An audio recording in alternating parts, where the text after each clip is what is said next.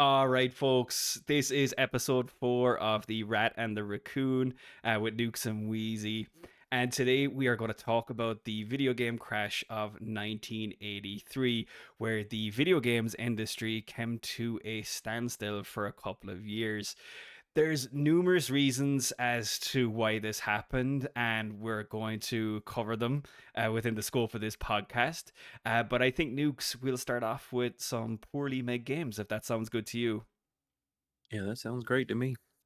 Awesome. Yeah. So there was a couple of games that were released in this era that had a lot of hype around them. So one of those first games was Pac-Man.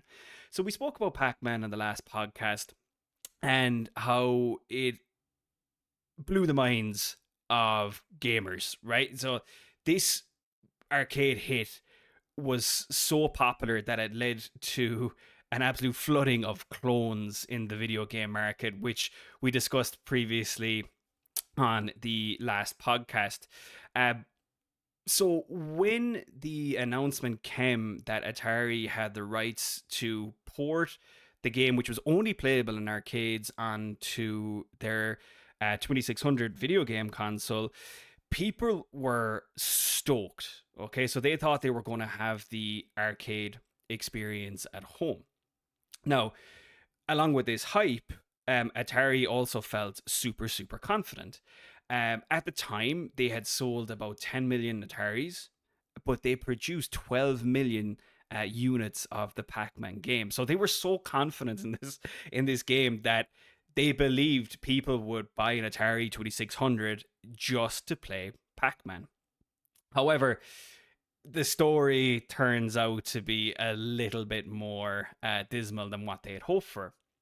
So, upon release, when the game came out, it looked like absolute dog shit in comparison to the original. The coloring was all off. The mazes and the pieces look weird, and there was flickering, and there was all sorts of problem with the game. Now, the game was so different looking from the arcade version that rumors spread that it was actually a prototype that the developer Todd Fry had handed in to Atari. And the rumor had it that he gave this to them with the expectation of not being, the release product, but that Atari wanted to actually push it on time to be able to, reap the benefits and quickly gain that profit from the game. But this wasn't the case. Apparently, the actual version that was released had intended to be the final product. So when people actually got their hands on this and when they played it, there was absolute uproar. People were annoyed by the factors that I had mentioned already. They weren't getting that authentic Pac-Man experience at home. Uh, so, with that being said, naturally enough, Atari didn't sell the number of units that they expected to sell. So there was a lot of returns, and they lost quite an amount of money during this period. So that was one of the first games, or the most prolific game, that led to this decline in consumer confidence with video games in the 1980s. Yeah, it's kind of a it's like the first, I guess, the first gaming flop, really. They just so overconfident that it would sell, and I did see I think they sold 5 million copies, and I can't remember the guy's name. What was the developer's name of this? Todd Fry.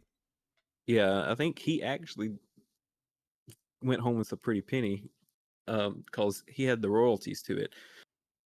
But Oh, do we uh know? Do we know roughly how? Are we allowed to I disclose that? I don't know. I don't know how much money, but I know these. I think he got royalties on all 5 million copies that did sell, which was way less than what they thought would sell. Hmm. And it makes you kind of think when you say that. I wonder if there was a disregard for the quality and more of a focus on actually the pennies in the pocket. aspect of things to be able to rush this.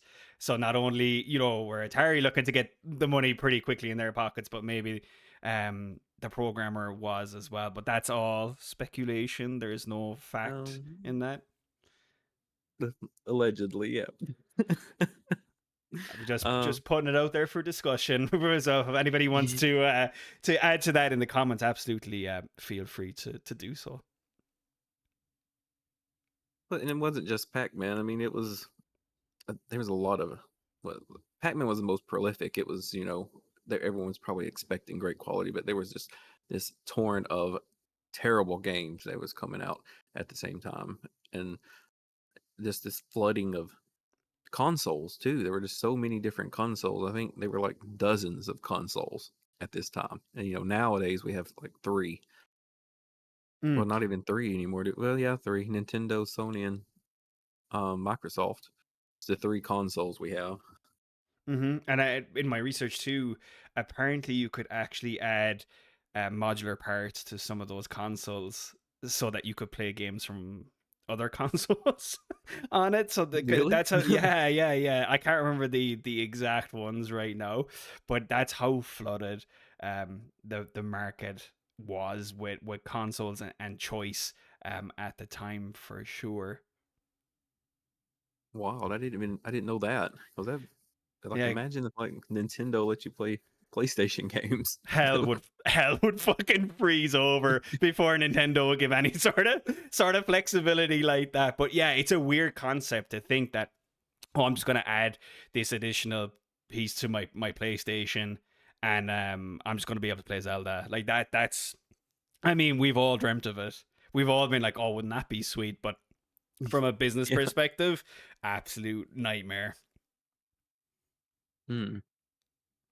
And I get there was a lot of these trash games that came out. I think it's probably uncountable really. It's because didn't really compare much to arcades at the time, which were starting to falter a bit in the 80s, but Mhm. they were still holding out because they hadn't fully started their descent.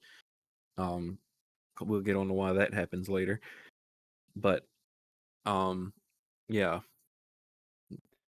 Yeah, Let's see. and you just mentioned like, the terrible games that we had. So we have the literal Pac-Man at home meme, which I find so funny. It's like, Mom, can we play Pac-Man in the arcade? No, we have Pac-Man at home, which I just find that to be funny with the meme of the time that we have now. But yeah, I think another one of those games that led to a big downfall in consumer confidence was ET, which is classically known as probably one of the worst games of all time. I actually looked up a video just when I was researching this. The developer, the main developer for the game, I can't remember his name offhand right now, is actually very jovial and very positive about the entire ET thing. Is like, well, when people ask me if it's a failure, he's like, I don't really think so, and he's got his logic for it. And it's really nice that he can live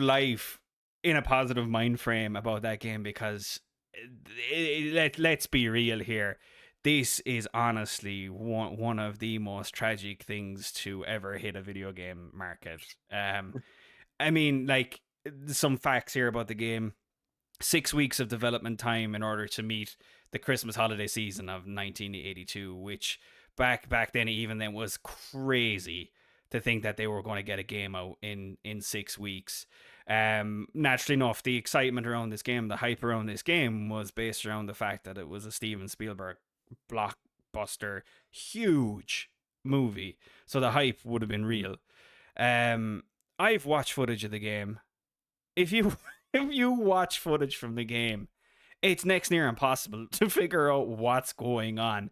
One minute you're in one area, then all of a sudden the screen jumps to another area where you're falling down a hole, and it's just a nightmare. And I actually had to look up like a text description of what's happening, and even as I was reading the text description, I was just like, I don't care. Like, it looks so bad that I'm not gonna focus on this. But apparently you're collecting parts of ET's phone so you can phone home or some shit. But that's essentially what it is. But you can tell that literally just 6 weeks of work went into this game. So naturally enough, upon release, same thing as Pac-Man. People were upset. People were pissed off. They wanted refunds, and it's gone down in history, as I'd mentioned, as one of the worst games of all time. But so once again, it leads to this, lack of consumer confidence. But what I was about to say was my favorite aspect about ET is that once urban legend that exists. Are you familiar with the urban legend? I'm very familiar with the urban legend. Fire away. You could fire away with this one. We'll have a chat Well, about this. I first heard of this years ago. I used to get this. Maybe it was only in America. Electronic Gaming Monthly. I get it every month, and I remember they did a story on it one time and talking about how in the New Mexico desert, all of these copies of ET were buried in a landfill, Hmm. and I don't know. I think they found that it really was buried in the landfill in like 2014. Yeah, that's It's like, right. Yeah, in 2014 there was an excavation done, and it turns out that this is one of the few occasions where an urban legend is actually true. yeah, there was, I think, 700,000 copies of it was buried in New Mexico. I'm not sure exactly where. Yeah, so there's different versions of the story. So where it does kind of where it is true is the fact that there was like a bunch of game cartridges buried, but there seems to be general kind of like disagreements with regards to the actual quantity of Yeah. that game that's buried there in the 2014 excavation. Apparently only 10% of what was uncovered out of the 1300 cartridges were ET. Now that's 1300.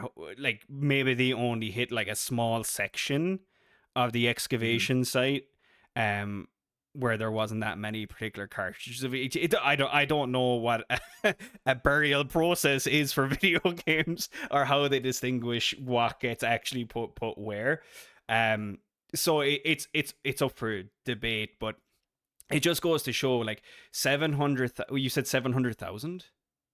Yeah, I believe that's what I had. I always thought it was around 700,000. It was like a lot, just piles of these ET cartridges out in the desert. Yeah, yeah. Mhm. Regardless of it being like 700,000 cartridges of just solely ET, or it being 10% of those cartridges being ET, whatever it is, I think that in itself is a huge indicator of what happened with the video games market, right? This overproduction, this lack of consumer confidence, and Mhm. that's the results. Is like you ended up having to create this fucking landfill where you dump all your trash into, all because the gaming industry was not consumer centric or consumer focused. It was more focused on trying to put money in their pockets rather than focusing on the quality and the gameplay, which is in the first and foremost of the majority of game devs minds today. But yeah, just a couple of other things that I wanted to bring up, and I found these to be very, very amusing when I was doing my research. Mhm. So everybody was jumping on the bandwagon at this time, right? So we discussed there were so many consoles out at the time, but video games were also a tool that was used by companies for their corporate marketing. Are you aware of this? No. Oh, Oh, oh, oh, dude, wait, you hear this one, right? So, you know the dog food company Purina? yeah. You could mail in proof of purchase receipts to Purina dog food, right? And they would send you back a video game. No. Yeah, and it's one of their video games. It's not like a copy of like Pac-Man or ET, but like it was actually like one of their. So they would have hired, to my understanding, would have hired somebody, um, like a third party dev to create this game for them, and their game was Chase the Chuck Wagon, which I believe was based on an advertising concept that they had. And it's like a crappy maze style game. You can actually go and watch it on YouTube. So it's called Holy Chase yeah, Chase the Chuck Wagon. Johnson and Johnson, a huge company. I think Mhm. their game was called Tooth Protector. So you play as this character that's like defending teeth. I think it's holding like dental floss over its head, against this other character. I think it's called maybe like Snack Attack. And it's firing things at you to try and like stop it from hitting the teeth or whatever. And then my favorite one that gave me the biggest laugh when I was researching this was the fucking Kool-Aid have a game. They actually have two versions of a game called Kool-Aid Man, right? And the one that I looked up was the Atari version. And dude, right, I put on the video because I wanted to just see what the gameplay of this was like. And the very first thing is this crude, what you'd expect for the time with the graphics, this crude scene of the Kool-Aid man breaking through a wall.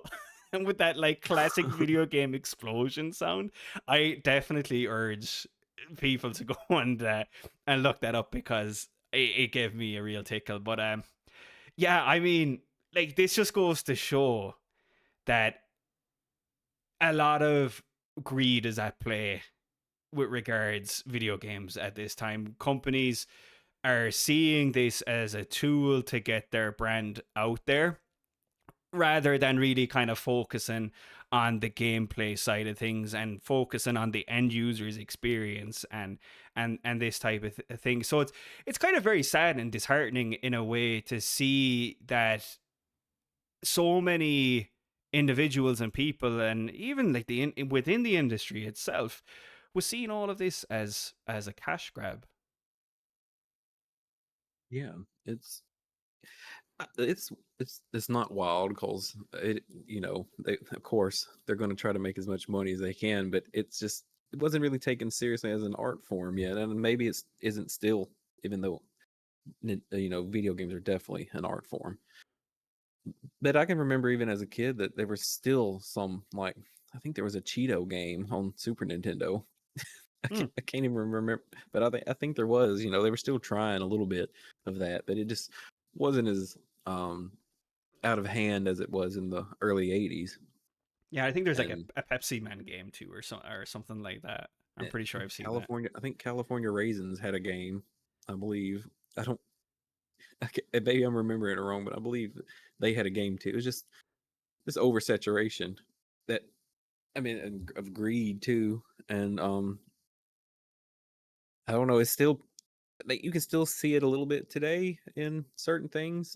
Like, I think I don't know, wouldn't necessarily call it greed, but you can see it in, like, everyone right now is trying to implement AI into everything, you know, Hmm. and it's like things that, like, what does Facebook need in AI? You know, they have one now. My mother was mentioned it. She said, "What is this Meta AI thing?" I was like, "I don't know why it's on Facebook, but there it is." I think it's kind of like throwing everything at the wall. Mm. And I think like you raise a good point. And if I'm kind of going off here a little bit, do tell me. But yeah, AI can be a little bit threatening. Not a little bit threatening. I mean, where I'm going with this is, AI could be threatening from the perspective of you might lose that sense of art that you'd mentioned with video games, right? Video games truly Yeah. have come to a point where, yeah, sure, there's a lot of trash on Steam right now, but consumers understand quality. Consumers understand the value behind their gaming experience, right? So when they see a game that's like $90 Canadian, I'm using Canadian dollars as my currency here. Hmm. Um, they expect a $90 game. They expect that level of quality, you know? Now, the Yeah. danger aspect and the threat of AI is that any Tom, Dick, or Harry can start to mess around with AI in such a way, not at this particular point in time, but it will get to a point where you'll be able to use AI, in my opinion, to develop any video game you want, Hmm. right? what if the big boys and the devs um really try and capitalize on that? What if they try and implement it at a time in which it's too soon to do that type of thing? And there's a whole ethics discussion behind this as well with regards, okay, you're going to like use AI to program your games and to tailor your experiences to um tailor your experiences to human beings, and then you've got the whole idea of people losing their jobs to AI. But it can happen, or it may happen in such a way that, right, okay, you go ahead and you do this, you end up putting out what feels like these robotic, or not even robotic, but there's a word I'm looking for in my head, like lackluster experiences that don't hit the heart or hit home in the same way a game devved by a human being would. So yeah, we for sure like run into that risk of the loss of consumer confidence if technologies like that are implemented in a very careless way. Yeah, it. I mean, it happens over and over again. I guess and it's like now it's social media is was oversaturated. In the early 2010s, everyone had an app, everyone had a social media. It's that they always do this. I guess they're just throwing things at the wall to see what sticks, and hopefully it doesn't lead to the downfall of AI in a bad way. Like I think there's a lot of good that can come from implementing AI into video games in the future. Oh, for sure. Definitely, like, and I'd love to discuss this on another podcast for sure. But definitely, AI has the ability, if it's implemented in a very careful way, to be able to just extract like what makes you tick and Hmm. what you vibe with, and Hmm. the idea like way down the line that you could input all of your I don't know, I was going to say kinks, not kinks, all of your interests. And that And too. yeah, I mean, like, fuck. You can put in all of your interests, what were your favorite gaming moments and why, and like all of this, like you could put in a whole data set of information in there and have it Mhm. like output a game that's 100% personalized experience for you. The idea that to me is very very cool, right? It's Mhm. awesome. So there's definitely like a place for it in the world. It just needs to be done correctly, and it needs to be done from the perspective of not trying to capitalize on a fad or a trend, um like what we saw with the video game crash of 1983. um and then like it's just kind of going back to the video game crash of 1983, because we kind of fell off the wagon there a little bit in a very good way. um Another area that I kind of wanted to talk about was the loss of publishing control. So like you had mentioned, there's like three big console developers today, right? We have Nintendo, we have Sony, and we have Microsoft. Um, and they control what ends up being published on their platforms, right? But back in the day, and I don't know if you're familiar with this, you probably are from the research that we've done. Um, that wasn't actually the case. Uh, anyone anyone could make whatever game for whatever console they wanted up until a particular period of time. So, the company Activision, they're Mhm. actually the first ever third party publisher for video games. And they were formed from Atari devs who felt they weren't getting appropriate credit for their work. So they went off and did their own thing and released like dev games that ended up being released on the Atari. And a lot of people saw this and they started to follow suit, and they were like, okay, well, if you guys are gonna go and do this and release a bunch of games and make money, we're gonna go and do this too. So what ended up happening here was this complete overload of video games to the point in which shelf space was becoming very, very, very limited. It was overflowing, I should say, at this point.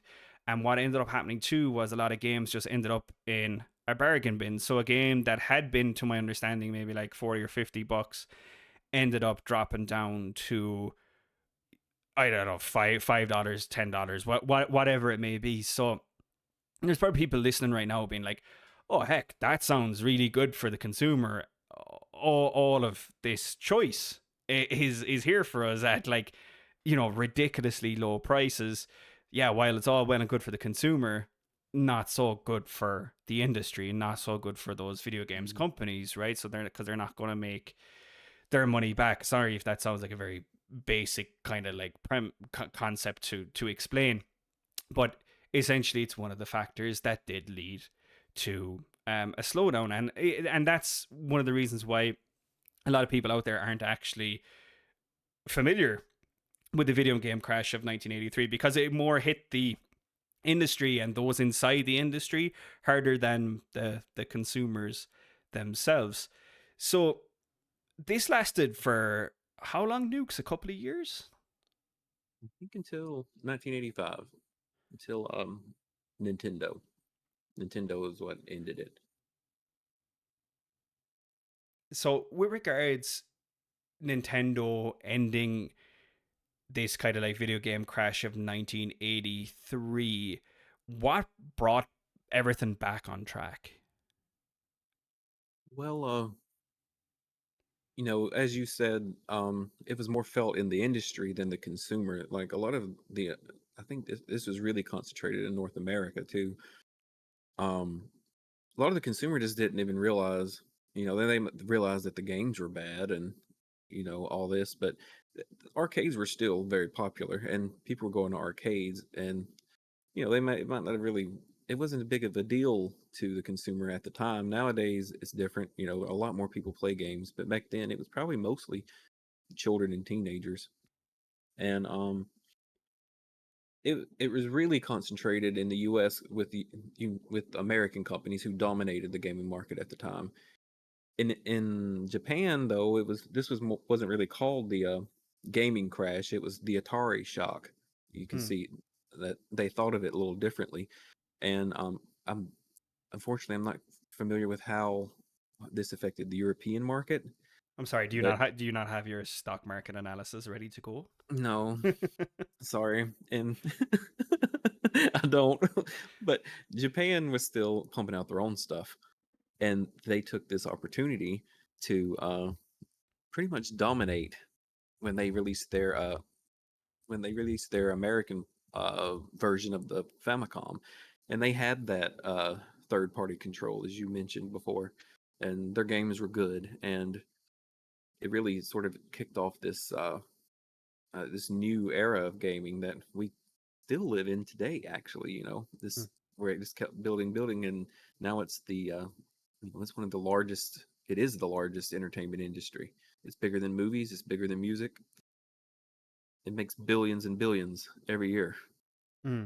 compared to like in 1983 when Atari lost 500 million, maybe more than 500 million It was dollars, like and half a almost billion. Yeah, yeah, it was crazy.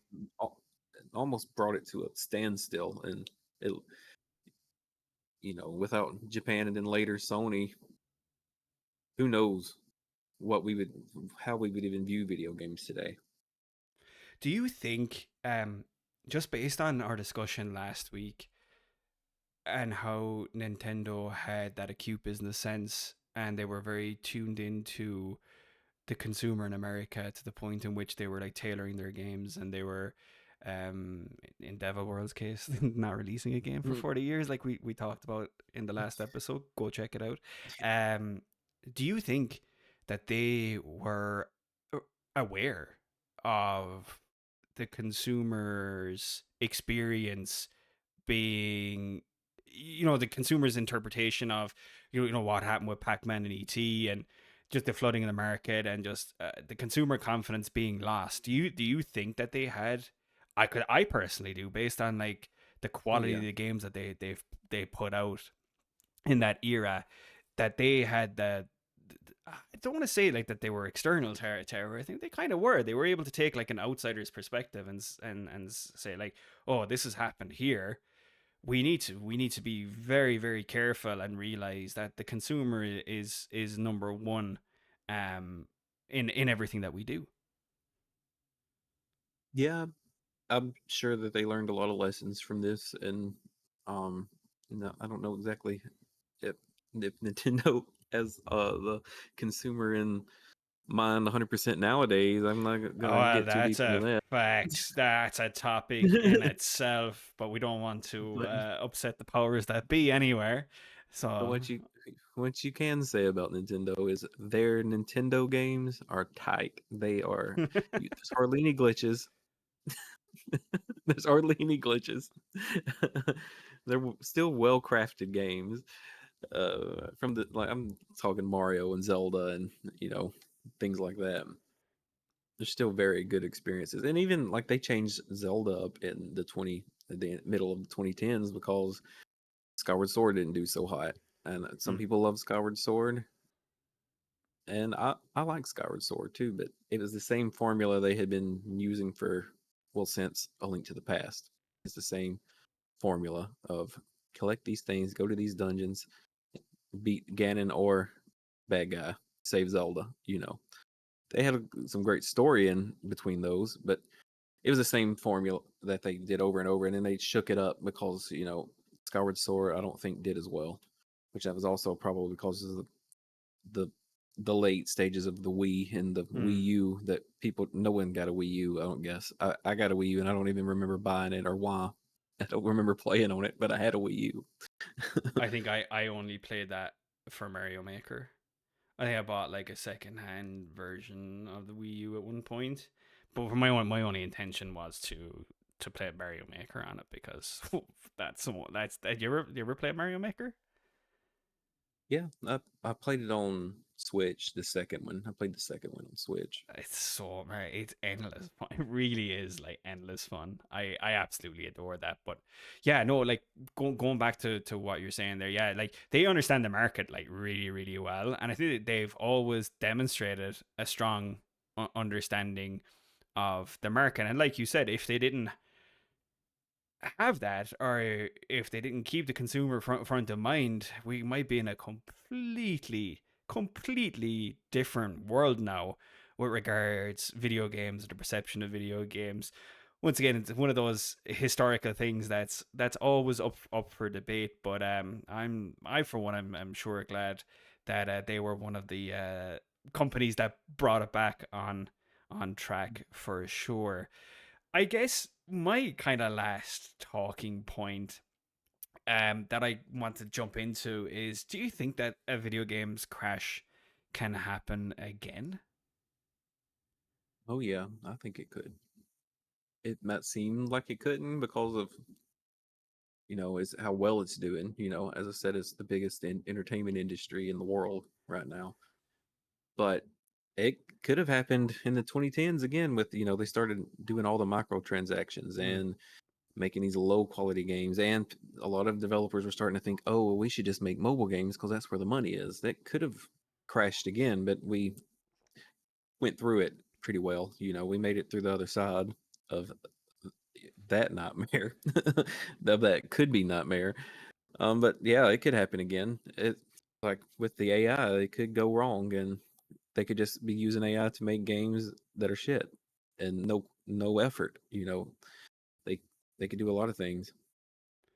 Yeah, for sure, the AI, as we'd mentioned, can be one of those factors that they need to be like super careful about. Um, I think consumer confidence is always going to exist, right? So be it if there is a high level of confidence in the industry or a low level of confidence, it's always going to be a factor that needs to be considered. What scares me the most is a lot of these games that people are pumped for lately are coming out in like an unfinished state, right? Mm. We all know that the one of the biggest ones of the last few years was Cyberpunk, right? People have been looking forward to that one for a very long time. Came out in a very not so great state, to put it very, very mildly. Now, I've played it myself, and it's fine. Like, it's a fine game now. You know what I mean? Hmm. Um, but I do worry that there's a few companies out there. I'm not going to mention names or anything like that, that are just kind of getting the game to a barely playable state, and being like, okay, we'll just put this out and we'll just patch it for the next year or so, or whatever it may be. Um, that kind of worries me a little bit, especially with the games that have a lot of hype around them. Um, I I don't know. It's a hard one to really like debate, because while consumer confidence exists, there's a whole database and data on the internet now to tell you whether or not you should buy a game. Right? There's a lot Hmm. more information out there to say that, hold on, don't buy this just yet, or go ahead, like, play this, it's going to be like the best experience of your life. And I guess back in that time, um you only had word of mouth, right? So a lot of hype was being built up around, like, we mentioned Pac-Man and ET, from like the movie being a blockbuster, and people just going in and grabbing it, and not really consulting review sites, or having the ability to maybe discuss these things ahead of time, or just being so just pumped for these things, that they just went off and did it anyway. I think there's a lot more of a mindset these days that I'm gonna wait and see before Hmm. I make my decision on what to buy. So I think that shift in mindset might perhaps save another video game crash from occurring, as well. So, look, like, me, I'm always on the fence on these items. I'll be like yes or no, or show different, like, perspectives. Anything is possible. Like, I think people do have a better idea of quality. They have a better idea of when to make their purchase and how to make their purchase. We just put it that way too. Um, so it's like, yeah, may happen, may not happen. Yeah, and all there's a lot of users that a lot of gamers that really, they'll let you Users, know. makes it So, sound like an addiction. Yeah, I know, it's fair. It's fair. Yeah, a lot of users. Yeah, yeah. You're not wrong though. End they users. Yeah, you're right. You're right. Yeah. they hold games to a high standards, and even like, I know we've been through this before. I'll play a game and I'll tell you, you won't like this, or this is what's good about this game, this is what's bad, before you've played it. I know we've Hmm. done that before.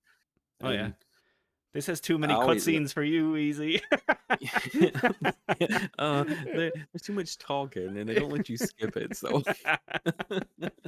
uh, but I guess another kind of problem that I've noticed in the gaming industry today compared to then is the perpetual early access title, where a game is perpetually in early access for 10, 11, 12 years and never gets a full release. Or, Hmm. you know, and I know a lot of the time that is more smaller developers. So, they got to make their money to make it, but some of them milk it a little bit. It's like, you could have, this has been going on 15 years now. Let's get a game. you know, People have been buying this for a long time. Maybe you could release the game.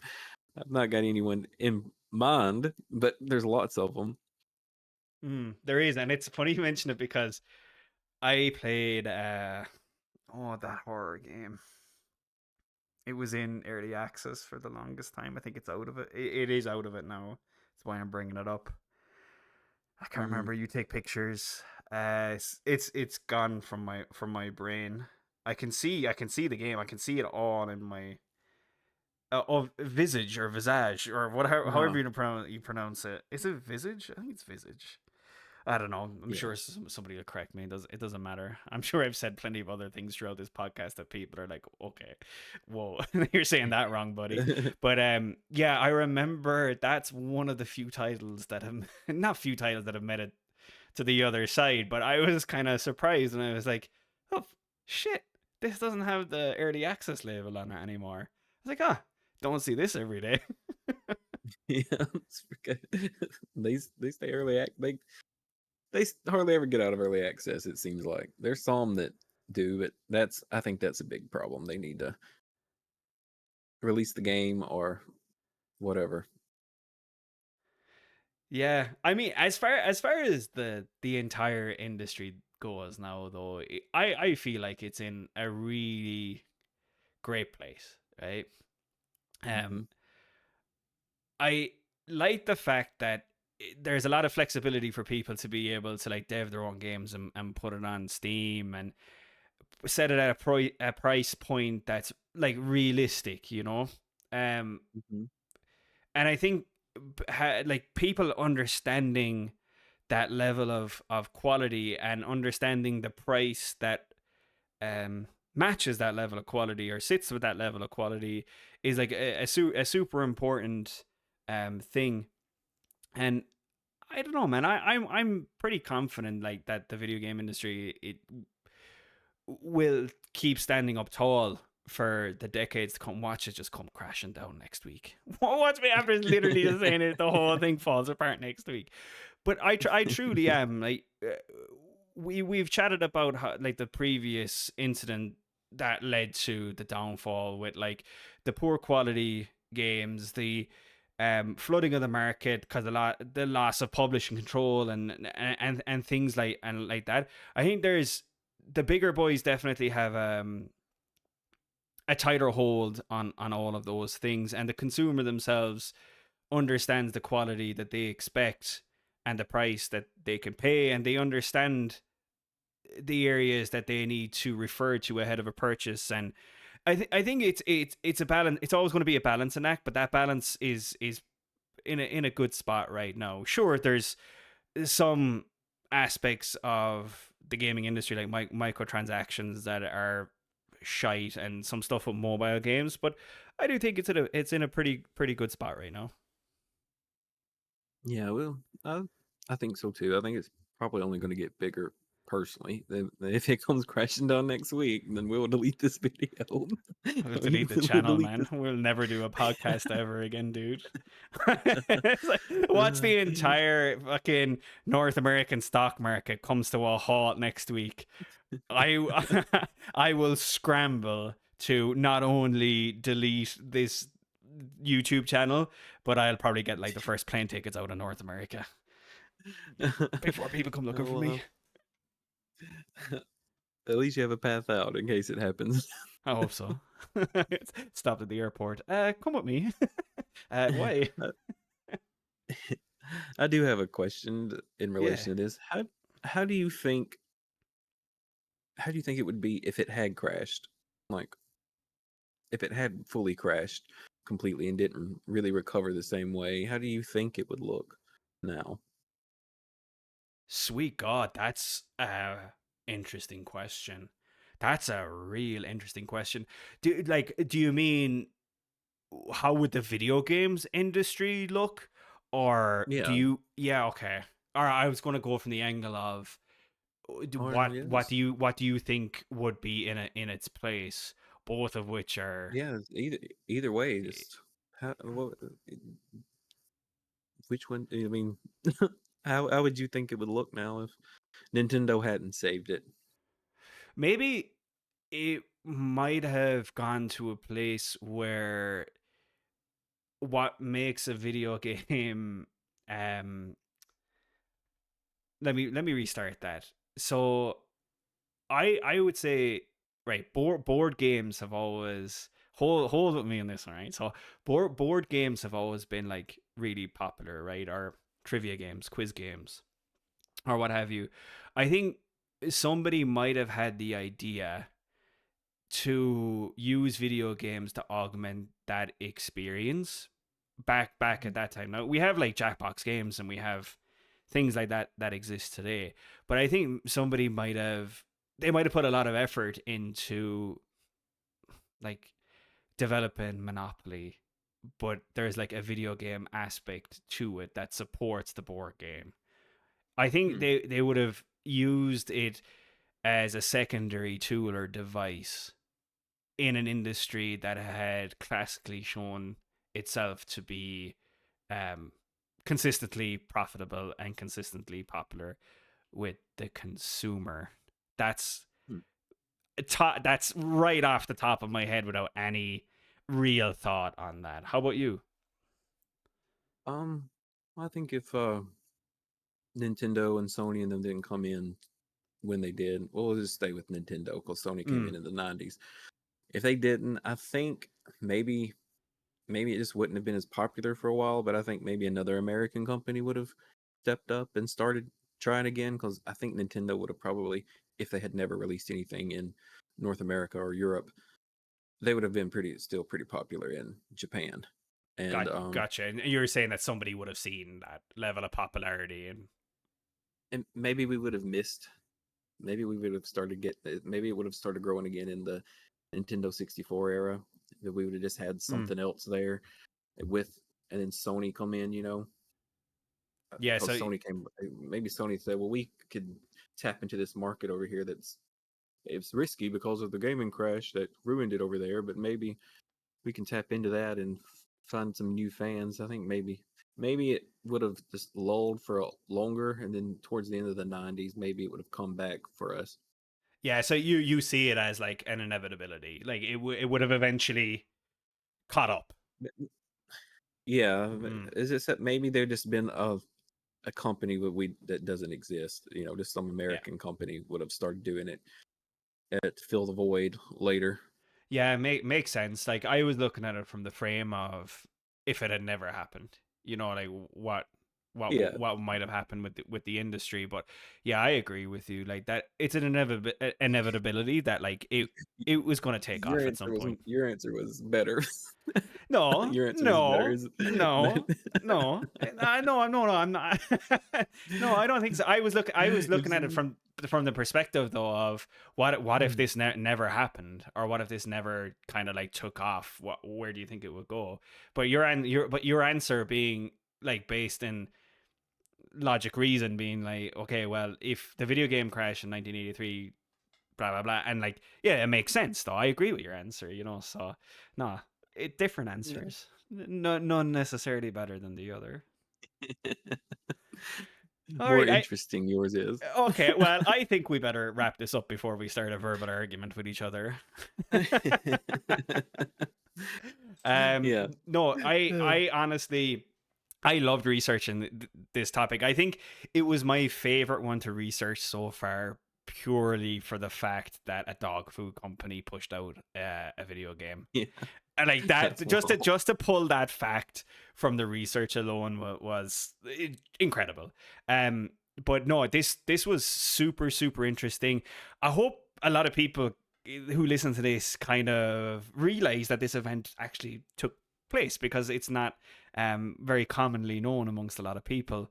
But as always, Nukes, I appreciate the chats, and I appreciate you sitting down with me to discuss our all-time favorite pastime, which is video games. It's always a pleasure. All right, folks. So that does it for us. We are on YouTube, so feel free to like, subscribe, and pop a comment below too. We're also on Spotify and Apple, so feel free to follow us on those platforms. And until next time, see you. See y'all.